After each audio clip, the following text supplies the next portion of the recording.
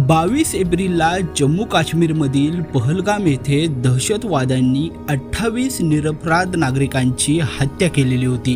त्यानंतर भारत पाकिस्तानवर हल्ला करेल या भीतीने पाकिस्तानच्या राज्यकर्त्यांकडून अणुबॉम्बचा वापर करण्याची धमकी दिली जात होती। मात्र काही दिवस शांत बसल्यानंतर भारताने पाकिस्तानच्या या धमक्यांना भीक न घालता ऑपरेशन सिंदूर राबवून पाकिस्तानच्या 9 ठिकाणी हल्ला केलेला होता। या हल्ल्यामध्ये शेकडो दहशतवादी ठार झालेले होते।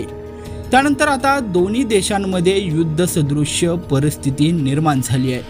यामध्ये दोन्ही देशांदरम्यान अण्वस्त्र हल्ला झाला तर नेमके काय परिणाम होणार आहेत त्याची माहिती इंडिया टुडेच्या रिपोर्टमध्ये देण्यात आली आहे। समजा दोन्ही देशामध्ये अण्वस्त्र हल्ला झालाच तर 100 सूर्याच्या प्रकाशासारखी चमक निर्माण होईल आणि ज्या ठिकाणी अणुबॉम्बचा स्फोट झालाय त्या ठिकाणाहून 50 किलोमीटर पर्यंतच्या परिसरातील लोक आंधळे होतील।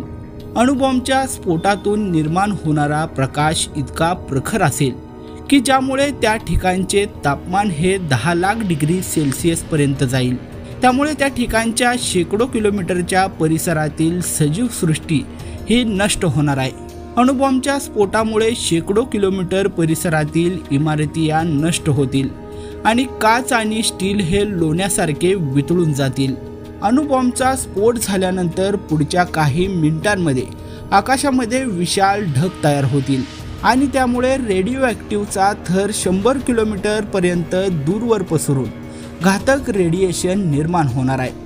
अणुबॉम्बच्या स्फोटाच्या पहिल्या तासाभरातच तब्बल 2 लाख लोकांचा मृत्यू होऊ शकतो, तर त्यानंतर काही महिन्यानंतर तब्बल 1 लाख लोक हे कर्करोगाने ग्रस्त होतील। ज्या ठिकाणी अणुबॉम्बचा स्फोट होईल त्या ठिकाणची जागा ही स्मशानभूमी बनेल। जगामधील 9 देश हे सध्या अण्वस्त्र संपन्न आहेत।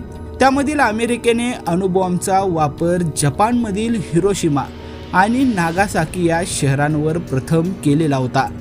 मात्र त्यानंतर अणुबॉम्बचे दुष्परिणाम पाहून जगभरामध्ये अणुबॉम्ब विरोधात मोहिमा सुरू झालेल्या होत्या। सध्याच्या घडीला भारताकडे 172 तर पाकिस्तानकडे 170 अणुबॉम्ब आहेत।